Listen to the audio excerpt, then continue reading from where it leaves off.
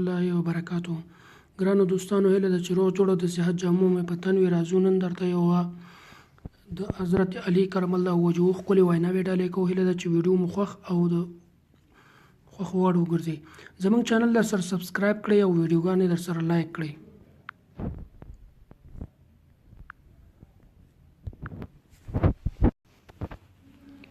اول،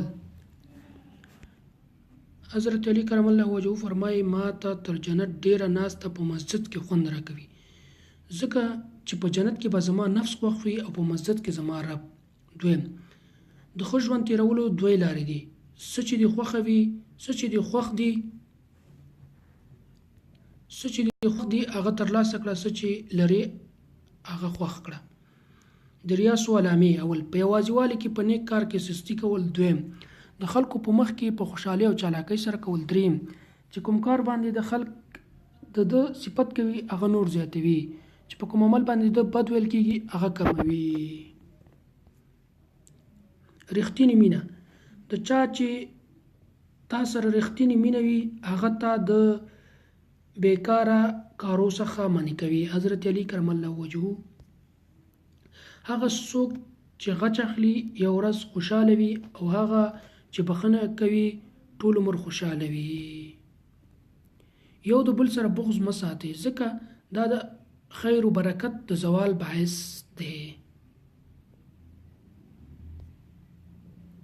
د خلکو د عیب او د پلټونکي شخص مثال د هغه مچ دی چې ټول ښایسته بدن پرېږدي او پر زخم باندې کیني.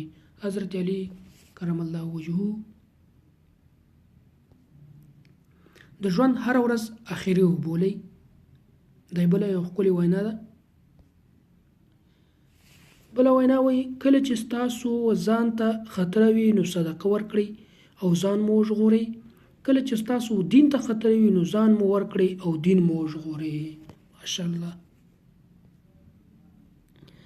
د چا په زوال مه خوشحالېږه، ځکه معلومه نه ده چې سبا به ستا سره څه کېږي.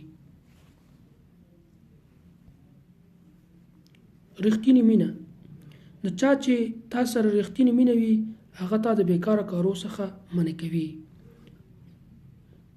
که یو څوک ستا زړه ازار کړي نو ناراضه کېږه مه، ځکه دا د قدرت قانون دی چې خلک هغه درخت ته په کاڼو ولي د کومې درخت چې میوه ډېره خوږه وي. حضرت علی رضی الله تعالی عنه فرمایي که چیرې ستاسو په اوبو کې ډوبېږئ او ستاسو په یاد شي چې د لمانځه وخت دی نو د لمانځه نیت وکړئ. دا و د نن ورځې د حضرت علی کرم الله وجهه ښکلې ویناوې تاسو ته موږ ډالۍ کړې، خو دې وکړي چې د خوښې وړ مو ګرځېدلې وي. یو ځل بیا یادونه کړو چې زموږ چینل ځان سره سبسکرایب کړئ.